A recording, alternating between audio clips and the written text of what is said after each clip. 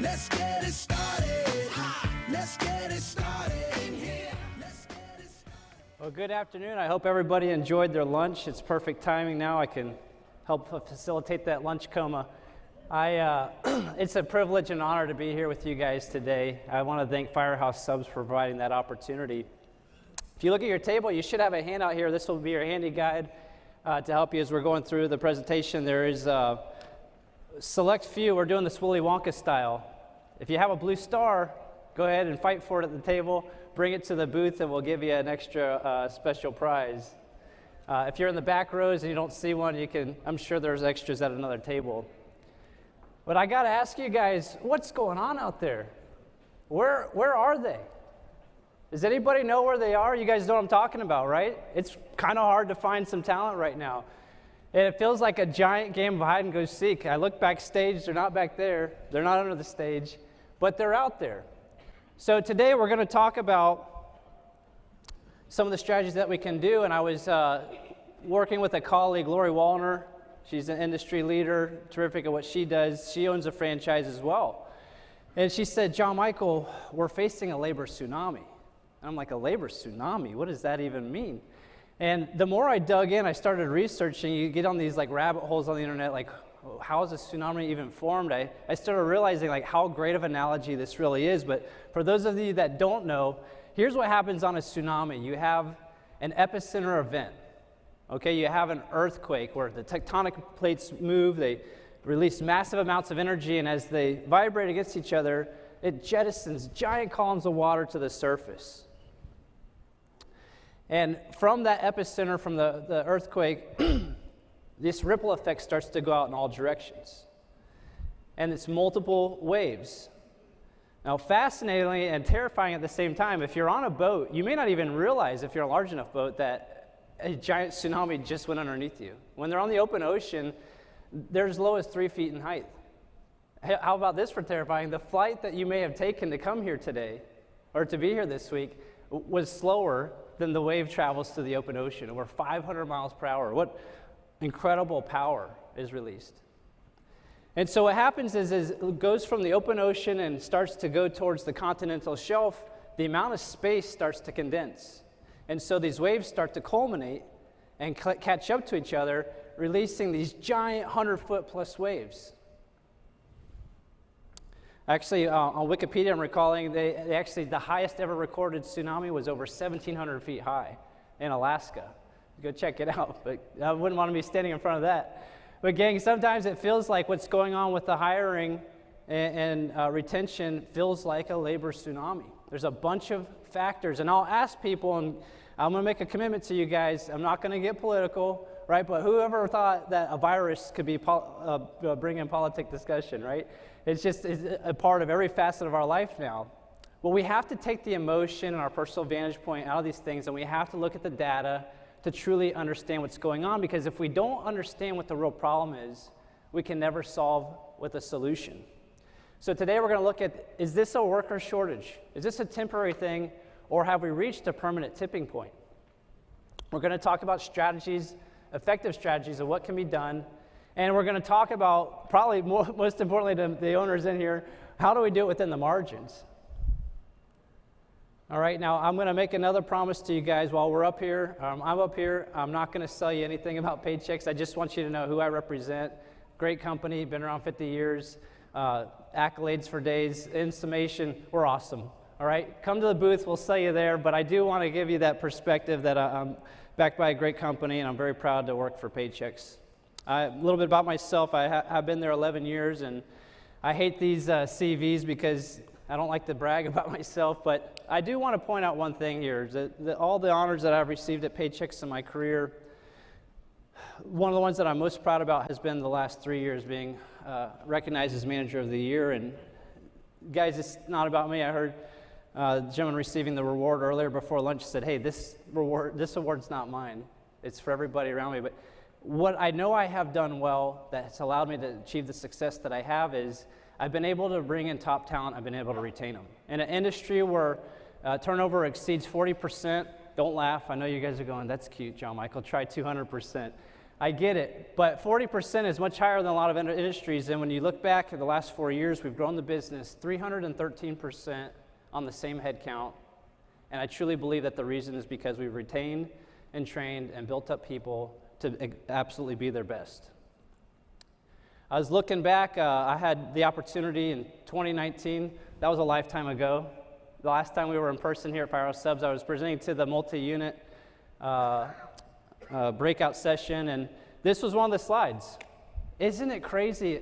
As much as this feels like a lifetime ago, we were having the same exact problem. I was speaking to the same exact solutions that we need today.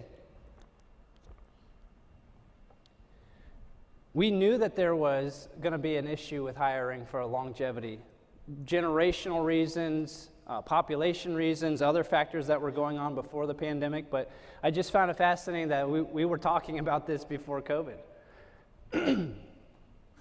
When you look at the labor statistics in the last 10 years, you see the giant spike there in January 2020. We all know what that was, right? That was our earthquake. That was the beginning of the pandemic, and it shoots up over 15%. A lot of that bolstered by not just the shutdowns, but also the government bailouts and unemployment. I'll ask people, hey, why do you think it's so hard to hire? And you know what? I get a lot of answers. John Michael, nobody wants to work anymore. You know, and this starts to turn into the stories we used to hear when we were a kid about, you know, back in my day, I used to walk up the hill twice a day through the snow to get to school. And these youngsters now, they just don't have any work ethic. But even though it may feel like that, and sometimes the pool that we are in with our demographics for workforce feels that way, the data doesn't support that. Look at this, 3.6%. We are exactly where we were before the pandemic. So we have to start asking ourselves now, well, what's going on? And here's the tough challenge for us as business owners. You're entrepreneurs, you go into business for what? A lot of reasons. Mostly, I think, the reason you take that risk on is for profit. But we have another pandemic that's been going on the last 50 years, and that is wages have not kept up with the cost of living. Now, I hate this topic because you get into like minimum wage discussions, and I heard someone presenting this and said, minimum wage has decreased the last 50 years. And I'm like, well, of course it has. It's like measuring everybody's speed on the interstate going 70 miles per hour when the minimum is 40. You don't have to go 40. Right? You do better, you go off, you develop yourself, you know, that's just the starting point. But I looked at a different metric. I wanted to look at wages and salaries as a percent of total gross domestic income. This is not a benchmark for the bare minimum. This is a benchmark for what percentage people are actually taking home of what's being produced. And you can see here from the 70s on, the same exact correlation to the minimum wage statistic. It's real easy to say, hey, we could solve the hiring problem. If I just offer everybody 100 grand, I'll have every position filled. That's not a possibility, though. And so what we've seen happen is we have experienced a paradigm shift. When you talk about negotiating and you talk about bringing in people, there's a leverage factor. Okay, whoever has the most leverage usually wins or comes out on top. And what we saw the pandemic bring was a complete tilt in the momentum. Candidates are demanding a livable wage, and they don't believe that $15 an hour is enough. It doesn't matter what I think. It doesn't matter what you think. It matters what the employees that we're trying to bring in thinks. Their mindset shifted from an entry worker, unskilled worker, to an essential worker. And I'll tell you what I mean. When Florida went into lockdowns, yes, I know, we did go into lockdowns for about 5 minutes. It was a few weeks. I think our governor's strategy was like, we'll just do it chickenpox style. Let's just get everybody in there, we'll get it all out of our system, and we'll move on. But we didn't have the lockdowns like some other states had. But we were shut down for several weeks. And so I said to my wife, I said, hey, there's no point in being in suburban Tampa here. Let's go we have a mountain cabin in Blue Ridge, Georgia, about 90 minutes north of Atlanta. I said, let's go to the mountains. If we have to be locked down and shut in, let's go somewhere where there's fresh air and there's stuff to do outside. We can take the kids and let them run around and not be so, stuck next to 3 feet within our neighbors. And as I'm going across state lines, it was a weird feeling as you think back at the beginning of the pandemic when lockdowns happened. It was so scary. You didn't know, I felt like we were doing something illegal, even though it wasn't a real rule, but it felt like I wasn't supposed to cross state lines. And, we got to Georgia and it was desolate.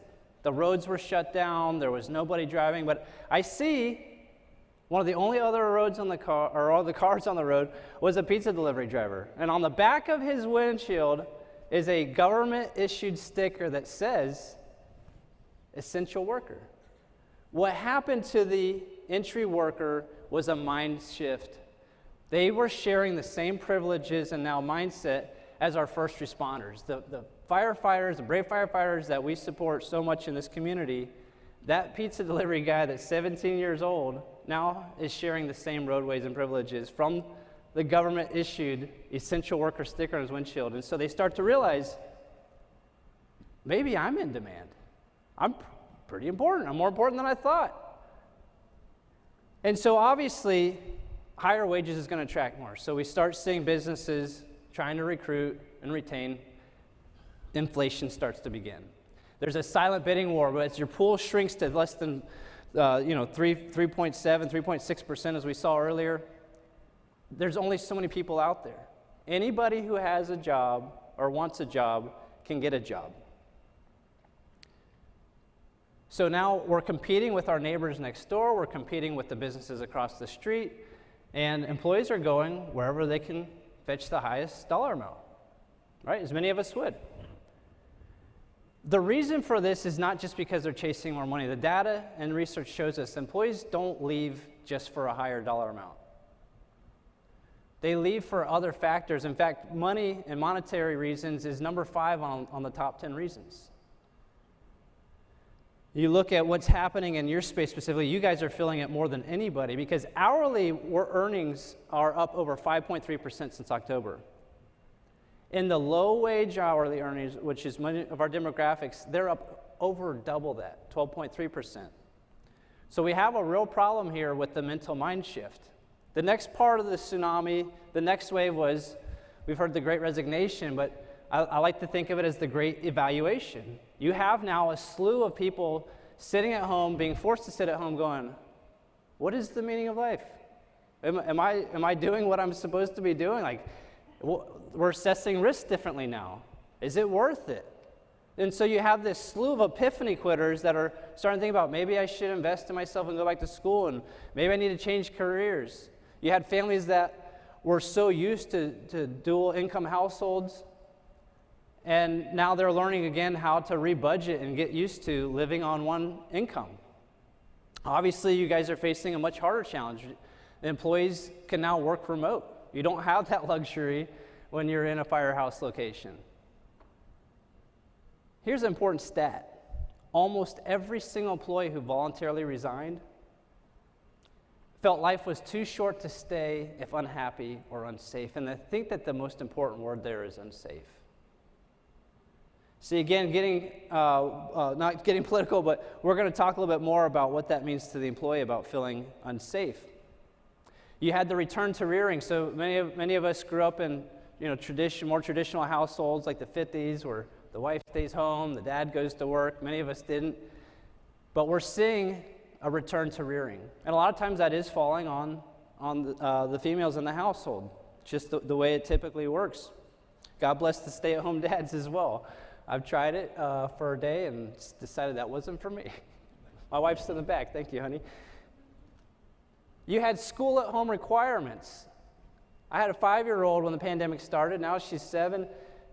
First week of kindergarten, they gave everybody laptops, and they said, we're going to do this remotely.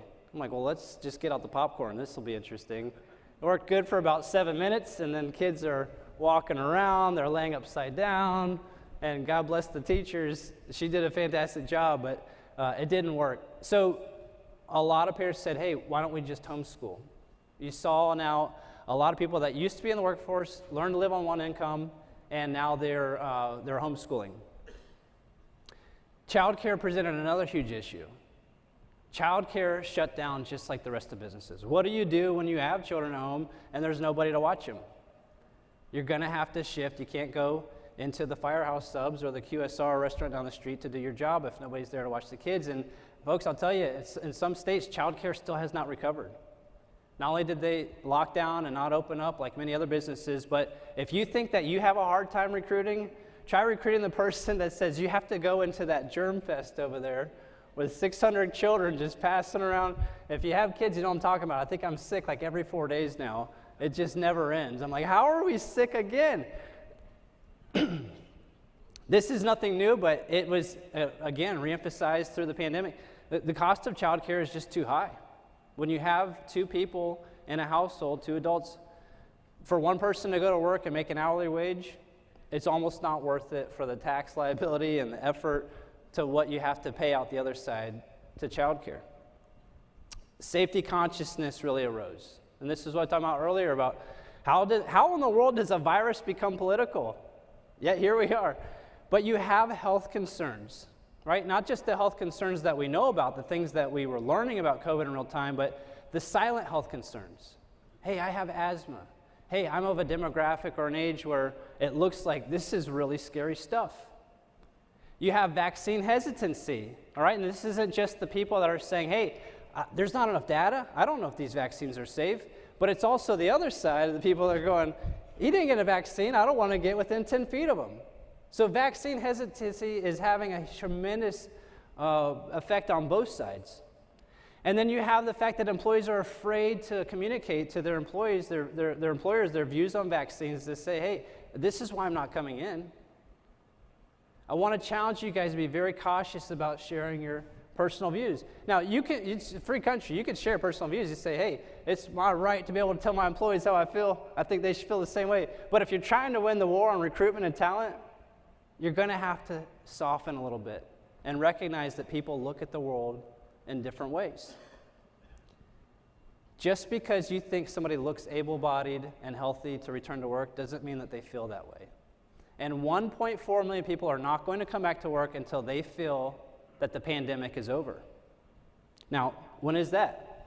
I don't know. You tell me. But really, it's going to be subjective. It's up to the individual. And we had the great retirement. Here's the next ripple. And many of you have friends, you've got family. They said, peace out. I'm done. This is too much. I'm going home. You guys have fun with this party. I put my time in. I'm out of here. These were some of our most trusted, some of our most dependable employees that now exited the worker pool. Sadly, over half of them statistically are not going to come back. And we know this was coming for a long time. We've seen the data and statistics on generational population disparity, and the boomers are going to leave a huge gap behind to fill. We're there, and we're feeling it on top of all the other conditions. And then you look at this 12-year bull market, unprecedented bull market. It's cemented their decisions. Anybody look at Zillow lately? You're like, holy cow, I can't believe my house is worth that. Look at your 401k. I know we're in a recession now. Look at it from pre-pandemic era timelines. You're still up, hopefully. So now we start to hit the precipice. We're hitting the continental shelf. All these factors are culminating. It's starting to build momentum. And you have now a technological age that we've never seen before. People are able to remove the barriers to entry to entrepreneurship. What does it cost you to start up a new franchise? What does it cost you to build out a new Firehouse location? Well, guess what? That 25-year-old can go become a gig worker for $0. They can go work for themselves, have the autonomy, the flexibility, pick their schedule, probably command the similar or more wages, and do it completely at their flexibility and direction. You saw slowing immigration, another hot topic. I'm not going there, guys, but I'm just telling you. We know that people weren't coming through the border during COVID. We also saw the border locking down much more with the prior presidency. Unfortunately, the immigrants that usually come in or historically have come in were a big part of our worker pool. Those were your hourly, low-wage, unskilled workers that were coming in for entry-level positions. And then the unintended consequences, you've got the good people, the ones that are showing up, that are motivated. They want to help you reach your goals and achieve it, and they're just burnt out. I've been talking to business owners now, and franchisees are going, John Michael, I've been a 7-day-a-week business since 1987, and I have to shut down 1 day a week, not because I want to, I just don't want the people that are here to leave. I got to give them a day off. So we're left with this tough reality, this question. I used to, in a prior life, I was in real estate advertising, and it was very much a one-call, closed type of sales atmosphere that I'm sure you all would love. And whenever we would get a no sale, right, the client wouldn't move forward with our service, we had to go back to the main office and we had to say, what was the reason for the no sale? And a lot of times I would say to my boss, the reason for the no sale was they didn't have money. And David was his name. He'd say, John Michael, they had money. They just didn't have money for you. You didn't do a good enough job building value. Guys, I'm here to tell you the tough truth. There's workers. They want to work. They may just not want to work for you. Okay, so now we understand this tsunami and how we formed and how we got here and the challenges that we're facing, and everyone's looking for a magic pill, and I have bad news. There's not a magic pill. This is a hard thing that we have to overcome, but there are strategies that we can implement to get us there. So what do? We got rising food prices, right? Inflation's going crazy. Labor costs are skyrocketing. Your infrastructure. I'm hearing conversations I never thought I would hear. I had 2 franchisees talking to me at another show in Vegas a couple months ago, and they said, John Michael, just to pave the parking lot, I already have the parking lot, just to repave it, is tripled in price in the last 12 months. What are we supposed to do about this? We can't even run our business. This is what you do about it. You have to answer the question, why should I work for you? Because our employees have options to them that they've never seen before and we've never encountered as owners. So here's my solutions and suggestions. Step 1 is you got to change your culture. Now, I want to commend Firehouse Subs. Unbelievable culture. I personally represent and oversee 40 brands on my team that I manage. I've been to probably 120 trade shows in the last 4 years, and that includes even with the shutdowns. It would be a lot higher if there weren't the shutdowns. To this day, I was on a call with Don Fox and the executive team last summer, and I said, Don, I want to pay a compliment to you because the only time I've ever seen an executive team come to the vendor hall and walk around and spend time shaking every single vendor's hand was at Firehouse Subs.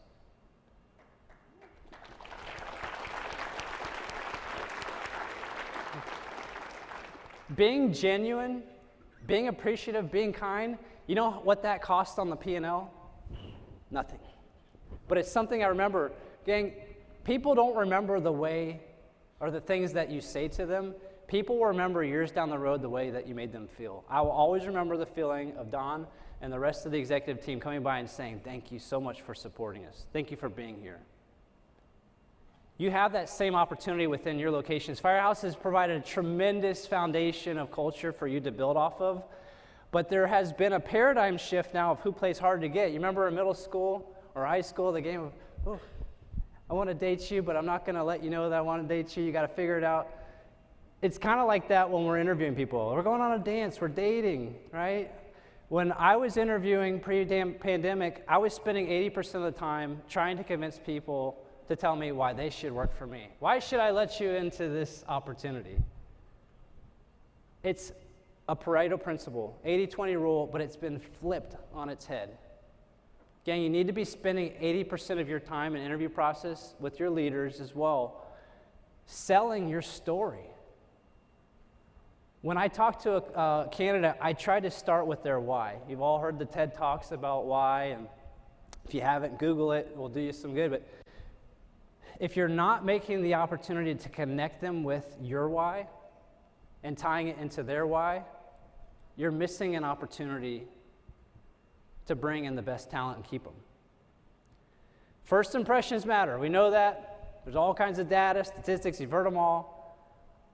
But have you put yourself through your own onboarding process? When you are a new candidate, new to an organization, do you know what it feels like to go through that process, right? Is it a lot of paper being passed around? Is it organized? Do people know what they're doing? Are you able to get right to work?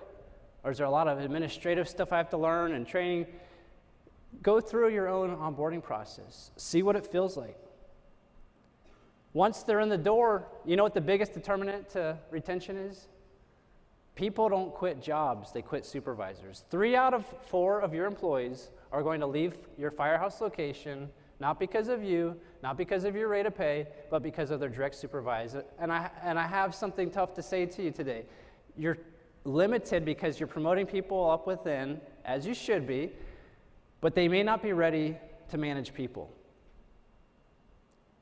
If you have a direct supervisor that's in charge of people, that doesn't have good people skills, you're bleeding money out the door, and they should not be in charge of people until you've built that skill set with them. Even if they're great operators, even if they know how to run the equipment, even if they know everything to the job, you cannot have people in leadership if they're running off your talent. You need to bring in systems to be able to track this. I'll ask clients all the time, hey, what's your turnover? They go, I have no clue. I'd love if you could help me with that. How do I even do that? It's not just a matter of tracking turnover across company, but being able to drill down to locations, to be able to drill down to individual supervisors and leaders to say, hey, we've isolated the problem. 10 people have left this one location. Every other location is not having the same problems with turnover. We need to bring in some coaching. We need to make some changes. But you can't do that or know that unless you have those insights to glean from. Now, I do have good news. We're all born with what we've got in our brain. Right? Not knowledge-wise, but our IQ is going to be what it is. You're as smart as you will ever be. Now, that doesn't mean that you can't learn new skill sets and develop, but your IQ really doesn't change. Emotional quotient, if you haven't looked into it, read about it, do TED Talks. It's a tremendous topic. Your emotional quotient is the greatest determinant to an individual's success and how far they go in life. There's a direct correlation to emotional quotient and how they are able to interact with people that determines how far they get. Start to train your leaders on EQ. It's doable, and they will love you for it and appreciate you forever. You got to continue to focus on employee safety. I know you guys do, but again, remember, it doesn't matter how you or I feel, right? When I grew up, it used to be, rub some dirt on it, walk it off, get back out there. It's a little bit different now. You have to have empathy. It's not a skill set of mine. It's not a great skill set of mine. I have very low empathy.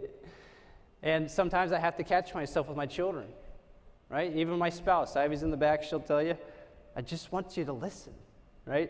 Don't solve all my problems. I love this one I heard recently. Another keynote presenter talked about treating every employee as a business partner. Could you imagine the 17-year-old kid, you're in a store doing a visit, and you run into a colleague and you say, hey, this is James. He's my business partner. That's embodying the culture that you're after, that you want to try to raise up in your organization. Obviously, have fun. We're going to talk more about that in a minute. Step 2, Kaizen. You got to get lean. You got to get mean. You got to reorg. You got to optimize. I know the very cathartic thing about the pandemic is it caused us to look inside the business and say, where can I get more out of this for less? I've seen all kinds of creative ideas, but Kaizen, if you're not familiar, it's a Japanese term. And it's a Japanese philosophy, and it literally means continuous incremental improvement. Toyota made this really popular and famous. Toyota, if you think about a manufacturing line, they've got millions of cars they're producing. If they can just gain 1% of efficiency, what does that translate to for the course of a 3-year period or a 5-year period? Millions and millions and millions of dollars. We have that same opportunity even at this single store location to continuously improve. If we can just gain incremental improvement every single year, it's going to provide you a platform for continued success. Guys, I got to tell you, most store managers are not natural-born recruiters, all right? You know who's natural-born recruiters or people that are good at recruiting? Recruiters. The store operators should be there to plug the holes. They're the ones that are on the front lines, making sure that every job is being done, every task is filled. If they're combing LinkedIn and trying to convince people to come work for them, they're not doing the part of the job that's going to provide the biggest ROI for you as owners. I've seen some clients are actually taking that job away from the store managers and giving it to above store leaders or even to a corporate office, hiring a full-time recruiter or hiring manager and having wild success with it so that the manager can get back on offense and doing what they need. Automate your processes wherever you can. Guys, someday there will be machines. There will be a machine, I promise you. I don't know if it's 10 years away. You guys tell me. There's going to be a sandwich sub maker machine out there that doesn't call in sick, that doesn't get COVID, and doesn't talk back. But until then, the machines reside within the software. I talk to clients all the time. I say, hey, how long does it take you to do this PTO request process? Or how long does it take you to get hours out of this system and over to this system? And they go, John Michael, it's not a big deal. It takes like 10 minutes a week. The problem is it adds up, right? And you start to look at the hard costs and soft costs, and it's very hard for business owners to do these micro calculations because it looks like a small problem. Guys, Mark Zuckerberg wears the same thing to work every single day. If he opens his closet, it's pretty much all the same outfit. Do you know why? He's gone on record saying that your brain can only make a certain amount of decisions a day. That's one less decision I have to make. Every piece that you can automate is one less thing that your people or your business has to worry about. And you want to empower them. I wish I had more time to dive into the psychology and the studies, the research that goes on. How do you manage Generation X? How do you manage Generation Y? How do you inspire, millennials? It's all very fascinating and different. We don't have time for that, but I will tell you this. In a nutshell, over half the workforce now is a millennial or younger. And guess what they love? Technology. If you're not empowering with technology, they're not happy. They love it. They thrive on it. Now, here's a standard employee life cycle. You'll see this in the human capital management industry. This isn't just specific to paychecks. Everyone advertises similarly. You have the opportunity now to start to tie together. So when I consult with clients, a lot of times I'll ask them, like, hey, how many instances do you have an employee? And they'll go, what do you mean instances? I have one Johnny. Like, no, like, where does he exist? Think about your own business. If you were to hire me tomorrow, where do you put me in the system? You put me in QuickBooks, and then you put me in your payroll system, and then you put me in this Excel spreadsheet, and then I put you in the onboarding, and then I put you over here, and then I got my benefits, and I got to call my broker, and then I just got worn out thinking about all that. And then they get promoted. Oh my gosh, I got to put them in this store now. And then I terminate, or they leave the company, and now I got to go remember to do this, and where's Cobra? And oh my word, that's a lot of liability.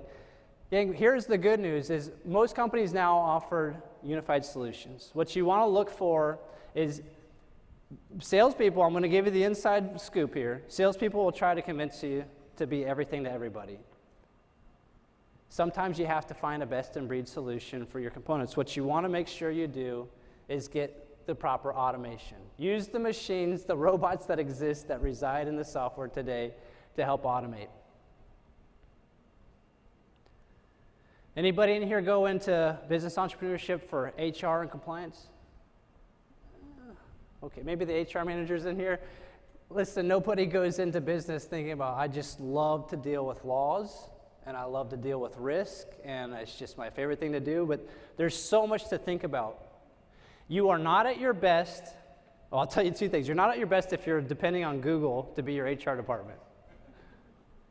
And you're not at your best if you're spending time on it, period, because there's experts for that. Friends, find you an HR partner that you can trust, that you can outsource that to. When you go into the HR side of the discussion, people that do say, John Michael, I really do love HR. And I know that they're in here. Is Tanya in here? Right? VP of HR. Tanya, I'm sure she loves HR. I know she does. But I guarantee you she didn't go into HR for the tactical. The constant putting out of fires and, hey, where's my check stub? And, Sally did this to me.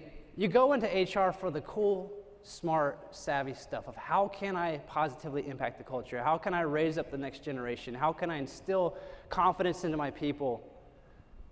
Outsource the tactical, put your energy and focus into the strategic. Step 3, get creative. Celebrate the special days, not just anniversaries and birthdays, but again, it costs you nothing to care. Put it on your calendar, make sure you don't miss it. Increase your recognition levels. Maybe you need to go up from not just monthly. You can never err by over-recognizing, right? If you're going to commit a recognition sin, do it on the side of over-recognizing versus under-recognizing. You've got to make your recognition personal and shareable. We talked about the millennials and younger generations. What do they thrive on? What do they live on? Social media. Do you have a way for your company's personal social media for them to share out to their friends of their accomplishment? To be able to share out to their parents and family the photo of you shaking their hand saying, hey, thank you for your hard work. You did a great job. You got to have preset milestone dates for your hiring and retention bonuses. When the silent bidding war starts going on and the neighbor across the street, the business across the street is trying to woo away your talent, when they know, hey, if I stay here 60 more days, I've got another 50-cent raise coming, they will stay the course. But you have to communicate that to them and let them know, here's the roadmap for you in my organization. You can set that around training programs as well. Hey, if you achieve this training program protocol, or you get credentialed in this way, here's your next milestone. They will work hard for it and they will love you for it. Make sure you're running contests. Figure out what your KPIs are. A good compensation plan should drive and dictate the type of behavior that you're after. If you're not compensating even the frontline employee with the type of behavior that you're after, you're missing the boat. And you can get creative here, gang. Streaming services, they cost piddly. Right? What's Disney Plus, $7 a month? You got Amazon memberships, $129 a year. Gaming subscriptions like Xbox Live, $60, $70 a year. Gas cards. These things are very affordable. They don't hit the bottom line the same way that other benefits do. And they're things that they will remember. Now, if you ask your employees, hey, what do you want? Do you want money? They're going to say yes every time. But I'll tell you what, when they click on Netflix and you say, hey, good job this quarter, you hit these KPIs, enjoy the next quarter of Netflix on me. Every time they hear that, da-dun, they think, thank you. All right, and we've got to get affordable benefit strategies. I've called this a tier 1 benefit strategy, but I'm sorry, gang, if you have a sales guy or a sales gal come in and say, hey, I got cheap benefits for you, who wants to sign up? Run for the hills. There's no such thing as cheap benefits. Health insurance is expensive, but what you can do is create creative strategies to provide and bolster the benefit to maximize the people that are your core group. Right? And then you set in tiered benefits for those that may be more transient, coming and going. We're going to look at just a couple here for sake of time, but QSERA, this is something that you need to look into if you haven't already. So QSERA is a qualified small employer HRA. It works similar to HSAs and FSAs in the sense that it's an employee and employer at tax advantage. And what this allows you to do is say, hey, I'm not administering a health plan. That's a lot of liability, a lot of time, a lot of effort. You go pick out your own health plan. I'm going to give you $500 a month. Go find it. You go do it. Your administration goes to almost to zero. The employees love it because they have flexibility and autonomy. They can go to the exchange or wherever they want to go, individual health plans. And if they don't use all the money, it goes back to you. Many medical plans, or these are called minimum essential coverage plans, these are great for your demographic. For your 20-year-old male, and I can say this because I used to be one, I thought I was going to live forever. Right? And if I'm getting hourly wage, I don't need money for health insurance. I need money to go out on Friday night at the end of the week. These are great plans for those type of employees to bring in and say, hey, I'm gonna take care of you. You're going to get a mini medical plan. These are not catastrophic insurance plans. Right? But if for the 20-year-old guy that's healthy as a horse, never been sick in his life, never broke a bone, this is a perfect plan because he can go get co-pays, and he can get prescriptions and go to the ER when he needs to, and these are pennies on the dollar. Of course, this is contingent on underwriting and participation, but just to give you a general sense, pun intended, if you did a 50% contribution to a 30-hour-a-week employee, it's costing you 25 cents an hour. Very, very, very affordable. Let's go crazy. Pay 100%. Tell every employee, every single person that works for me is getting a 100% mini medical plan. It's equivalent to 50 cents an hour. This isn't a Fortune 500 benefit. It's something that I enjoy working for Paychecks. Employee assistance program. Imagine being able to be in a recruiting call or talk with your candidate and say, hey, come work for me. I'm going to give you a personal assistant. Personal assistant? There's so many creative ways that you can use an employee assistant program, but it includes a concierge service. Hey, I moved to a new school district. What are the schools my kid's supposed to go to? Hey, I blew out my tire. I don't have time because I'm running to my Firehouse job. I caught the bus, but can you please call around and get me the best prices on tire replacement? You can offer these extremely affordably. And here's a real pandemic, not the COVID one, mental health. We have an awesome responsibility to look out for our tribe. We heard that discussion earlier. To find your people. Your people are hurting or going through hard times. Do you have a pathway for them to get the help, professional help when they need it? If an employee comes to you and says, I'm having suicidal thoughts, what do? Be able to tell them, hey, I've got professional help here for you. I'm taking care of it. Call this number. Lots of other benefits there. Earned wage access is a huge rise. And that's where employees can get paid at the end of every shift. I had an owner approach me and said, John Michael, I feel bad about this. I said, what do you mean? They said, 73% of the population is paycheck to paycheck. Why am I going to teach my employees to live day to day? I said, good point. Now, we'll say this. If an employee knows that they're going to get paid at the end of the day, they'll show up to work more likely, right? There is a benefit, but I told them, you have to wrap it around and insulate it with a financial wellness program to do it the right way. Teach these children, teach these kids, these youth, these young men and women, people of all ages, the importance of financial responsibility. Give them a one-to-one financial coach. Teach them how to budget. Show them how to not live paycheck to paycheck. You've got to identify new revenue streams. If you haven't heard about WOTC, you're missing the boat. I think everyone probably has by now. Here's my question to you. Are you screening 100% of your candidates? And are you targeting the groups where you're going to get the maximum return? If I asked you right now, hey, how do you target your veterans? If you're not able to say, I know this job board goes specifically to veterans, I know this job goes specifically to unemployed people, you can bring in marketing strategies to curate and make sure you're getting the highest return on investment from your WOTC. ERTC, I could give a whole seminar on this. This is part of the pandemic bailout. Here's my request. You've probably looked in this already. If you haven't, do yourself a huge favor, make this priority 1A. Go and ask for help on this.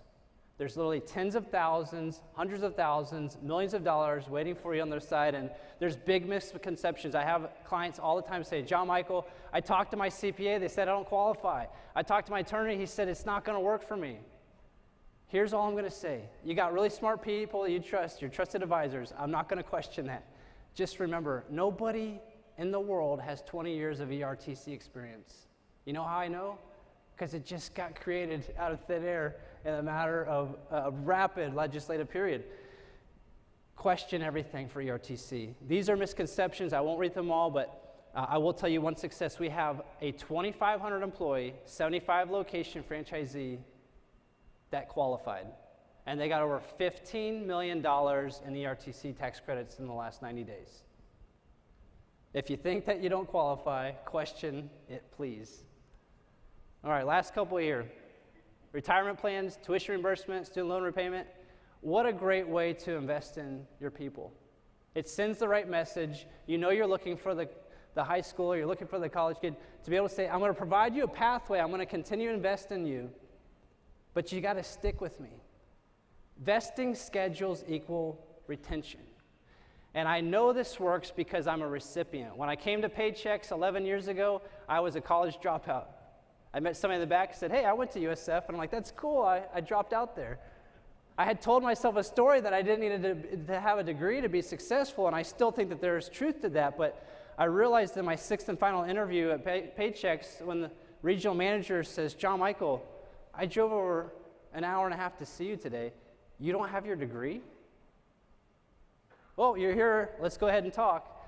And I was able to get through the interview, I got the job, and but the light bulb went off. I don't need a college degree to say that I can make it in life, but I might be missing opportunities by not having it. And when all things are equal, and I'm telling this from firsthand experience, 11 years in, I never thought in a million years I'd be at Paychex 11 years later, but here I am, happy and fulfilled because they invested in me. And I want to repay that. I have a gratitude of debt that I want to repay for what they provided me and my family. Pooled employer plans, If you don't have a 401k plan, most states are starting to require it. This is a game changer. It reduces the liability that you have. The costs are shared by multiple different businesses, and this is something that will really, really help you recruit and retain. All right, so just breezing through this for time, you got to fund it within the margins. Most people say, hey, John Michael, the HCM solutions you talked about are great. It's just it's the operating expense, and you're right. On your P&L, it is the operating expense, but when you have all these things working properly, like a well-oiled machine, you're improving your cost of goods sold, you're reducing your tax liability, you're bringing in new tax revenue streams that we talked about, ultimately bringing and maximizing the top-line revenue down to your net profit. And you do that in these different ways with reducing turnover and all the costs. Your turnover is expensive. $5,600, this Cornell University said. I asked corporate Firehouse before the presentation, what's the metric for Firehouse locations? And they said, we use $5,000, right? Not far off from this. Your money is walking out the door. While you're looking at the spreadsheets and squeezing the dimes and figuring out what to do with inflation and all the rising food costs, the answer is the people that are in your stores. Become an employer of choice. This was an exercise I did on Indeed. This was an actual Firehouse requisition. I'm not naming names. 13 to 14 an hour and store discounts. I didn't even know what store discounts were.